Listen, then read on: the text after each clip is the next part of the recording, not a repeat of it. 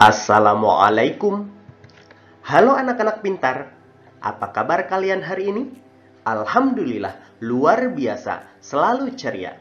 Jumpa lagi dengan Pawarta di video pembelajaran secara online. Jangan lupa subscribe, like, share, dan komen videonya ya. Terima kasih. Mengawali pertemuan kita hari ini, marilah kita berdoa bersama menurut agama dan kepercayaan masing-masing. Berdoa dipersilahkan.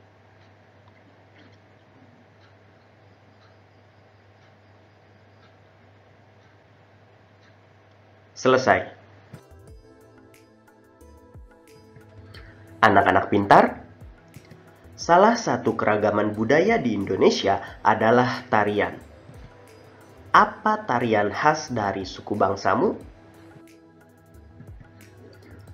Pernahkah kalian menyaksikan pertunjukan seni tari? Di dalam membawakan sebuah tarian, seorang penari akan melakukan gerakan-gerakan tarian dengan arah hadap serta posisi yang berbeda-beda.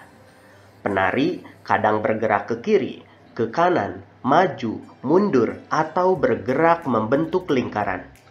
Jika digambarkan, seolah-olah ada satu garis imajiner yang dilalui penari selama menyajikan satu tarian. Garis imajiner yang dilalui oleh penari saat melakukan gerak tari ini disebut pola lantai. Garis imajiner ini dapat kita gambarkan dengan melihat formasi pada penari dalam memperagakan tarian. Para penari dapat membentuk formasi garis lurus, lengkung, segitiga, atau lingkaran. Bentuk formasi garis ini dapat berubah-ubah selama penari menampilkan sebuah tarian.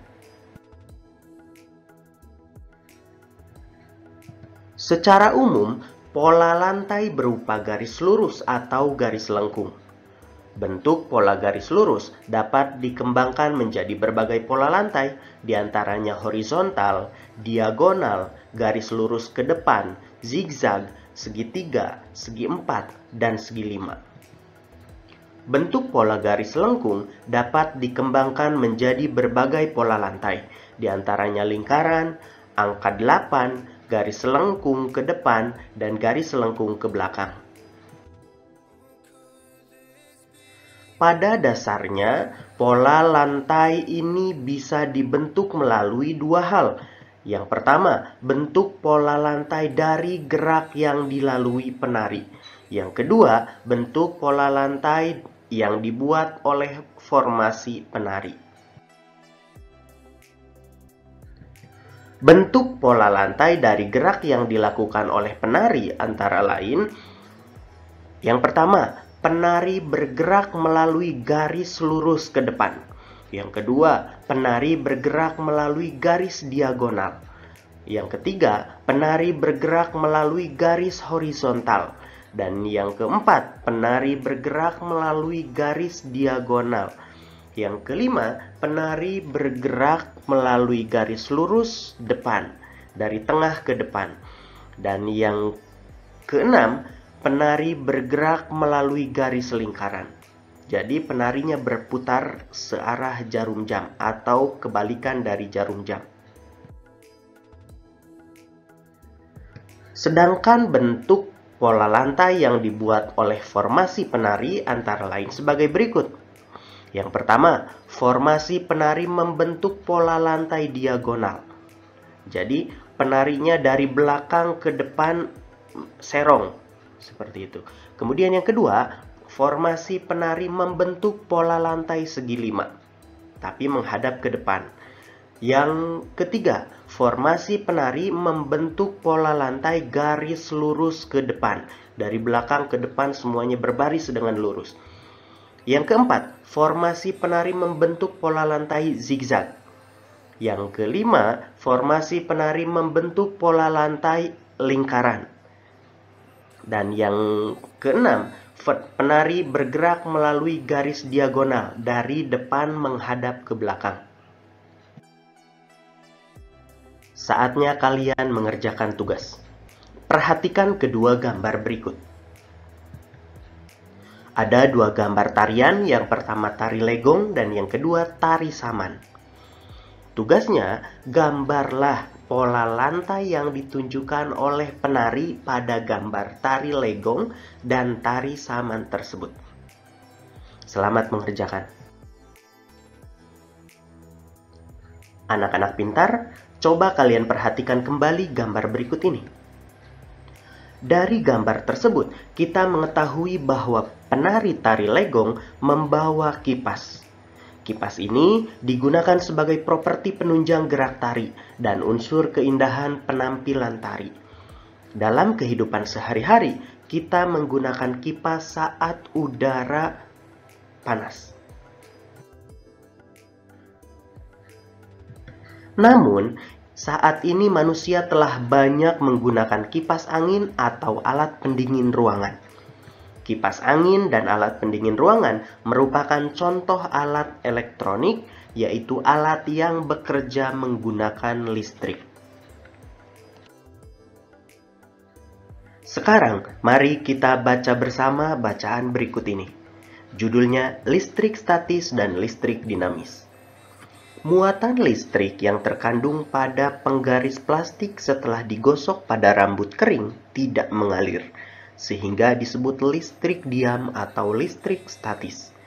Gaya listrik statis pada penggaris plastik itu hanya berlangsung sementara.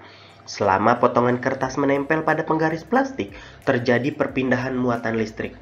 Setelah muatan listrik pada potongan kertas dan penggaris plastik sama, kedua benda itu akan saling menolak atau melepaskan diri. Akibatnya, potongan-potongan kertas akan terlepas dari penggaris plastik. Jika ada listrik statis, ada pula listrik dinamis. Pada listrik dinamis terjadi aliran muatan listrik. Listrik dinamis dapat diamati dari kegiatan mematikan atau menyalakan lampu dengan menekan saklar. Saat saklar ditekan dan lampu menyala, artinya pada saat itu terjadi aliran listrik. Sebaliknya, saat saklar ditekan dan lampu mati, artinya tidak terjadi aliran listrik.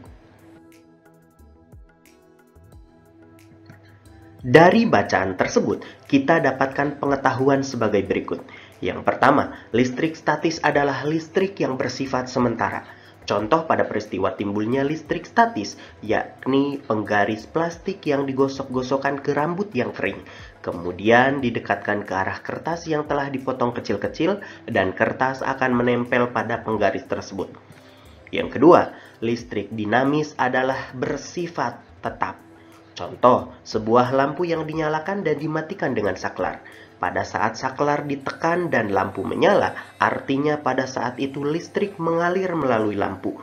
Sebaliknya, pada saat saklar ditekan dan lampu mati, artinya aliran listrik terhenti dan tidak mengaliri lampu.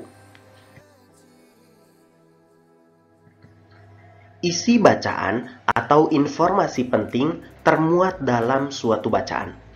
Pembaca dapat memahami isi bacaan dengan membaca bacaan secara teliti, cermat, dan sungguh-sungguh. Pembaca perlu mencermati kalimat demi kalimat yang ada dalam bacaan. Dengan demikian, dapat memahami isi bacaan, informasi, atau pengetahuan yang disampaikan oleh penulis. Setelah itu, pembaca dapat menyampaikan atau menceritakan kembali isi bacaan kepada orang lain. Ada beberapa hal yang harus dicermati ketika kita mencari informasi dari sebuah bacaan. Yang pertama, pahami isi bacaan dengan baik. Yang kedua, ingatlah masalah pokok yang dibahas dalam bacaan. Yang ketiga, ingatlah pengetahuan baru yang dianggap penting. Dan yang keempat, sampaikan isi bacaan dengan runtut. Yang kelima, gunakan kalimat efektif agar mudah dipahami orang lain. Anak-anak pintar, coba kalian amati gambar-gambar berikut ini. Gambar apa sajakah ini? Ya, betul. Setrika, senter, kipas angin, dan lemari es. Semua benda tersebut termasuk ke dalam alat-alat elektronik. Tahukah kalian Apa yang menyebabkan alat-alat tersebut dapat bekerja? Setrika menjadi panas, senter bisa menyala, kipas angin menjadi bergerak, dan lemari es menjadi dingin. Peralatan elektronik dapat bekerja karena adanya aliran arus listrik. Arus listrik mengalir dari kutub positif menuju kutub negatif.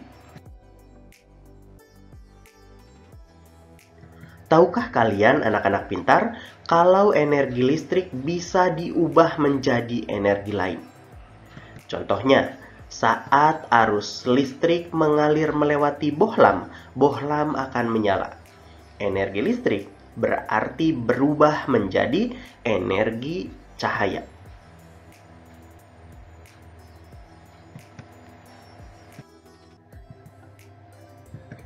Energi listrik juga dapat diubah menjadi energi gerak. Saat arus listrik mengalir melewati motor di dalam kipas angin, motor akan berputar dan menggerakkan bilah-bilah kipas angin. Dan saat arus listrik melewati elemen pemanas di dalam setrika, elemen akan menjadi panas. Energi listrik berubah menjadi energi panas. Pada lemari pendingin, arus listrik akan memutar motor pada mesin lemari pendingin dan membuat bahan pendingin menjadi bekerja.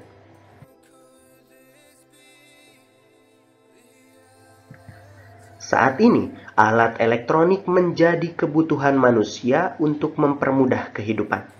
Di rumah dan di sekolah, tentu kalian menggunakan berbagai alat elektronik.